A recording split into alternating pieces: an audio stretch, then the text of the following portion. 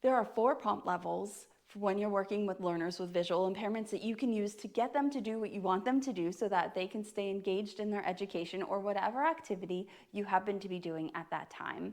Hi, I'm Cassie Maloney and I'm an orientation and mobility specialist and the founder of Allied Independence. We provide online professional development to VI specialists to help you guys make a more significant impact in the lives of your learners without burning out. And I will say the 4th level, the lowest one, that's where people get the most stuck. So stay tuned. The first one that we want to really focus on is our verbal prompts. So this is simply where you tell Teddy, walk forward, and then Ted just walks forward. This is you just verbalizing the directions. Maybe it's take out your notebook. Maybe it's go get a drink from the water fountain, whatever the case may be. Then the second level of prompt is going to be a sound cue. This is part of the object prompts that you might find in the IEP. And in this case, what I will do is I will tap on an object behind me, or I'll tap on an object wherever it is, or I will tell them where I am and have them come to me or have them engage with whatever object that is in the way that they need to at that moment. Maybe I'm tapping on the elevator because it sounds different and I want them to remember that there's a landmark here. Maybe it's that I'm tapping on the water fountain just to say, hey, here's the water fountain, so that they know either to go to it or to walk around it or whatever the case may be. In those cases, if you are tapping on something or if you are telling them where to go, specifically if you're telling them where to go with your voice and you're saying, hey, come over here to me, saying things like over here and over there are very vague for our learners with visual impairments, and they might be able to localize your sound and do it. However, it is better to give them the directions as well. If you are telling them to come to you, then please go up just a hair to the verbal prompt level and tell them where to go. Turn left, I am behind you. Turn right, go around the table and then turn left.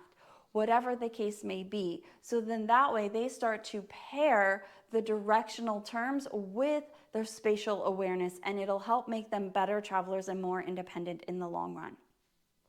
The third level of prompt is going to be an object prompt. This is where you give them an object and you may or may not say anything. This is you using an object to prompt them. Maybe you hand them a spoon because on their calendar, the spoon means it's time to go eat. Maybe it means that you hand them the Braille writer because it's time for Braille. Maybe it means that you give them a cane or part of their cane, and that tells them that it is time to do this activity.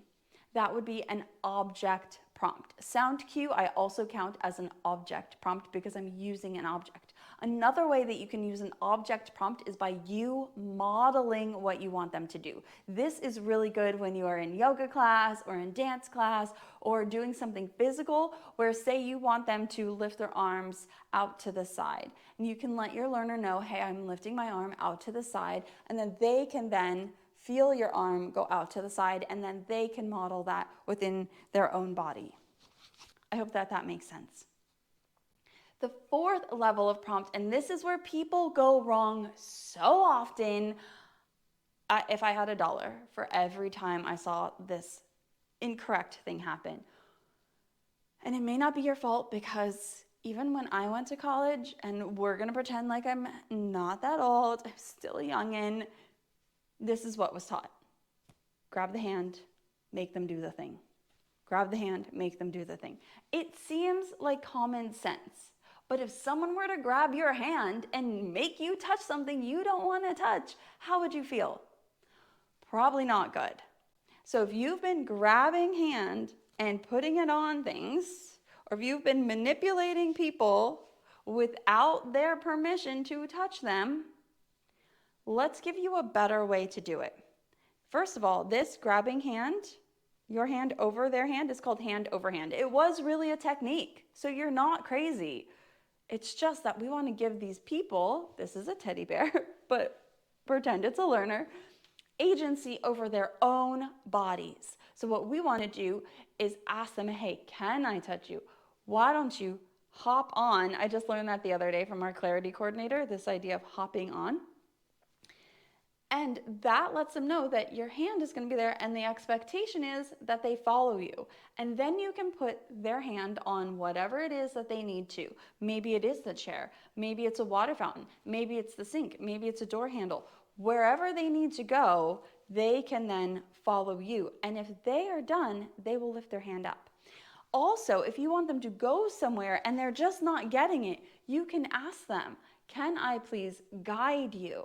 And we'll go over guide technique in another video, but that way you're not moving their shoulders or pushing them around, because really we don't need to do that. We can give these people the respect that they deserve because they're people. You don't want somebody coming up to you and pushing you around, and you may or may not have even thought about it, and that's okay. But we want to make sure that we are doing hand under hand. And if we have to move their whole body in space, then that goes to guide technique. And then we will go over that in a different video.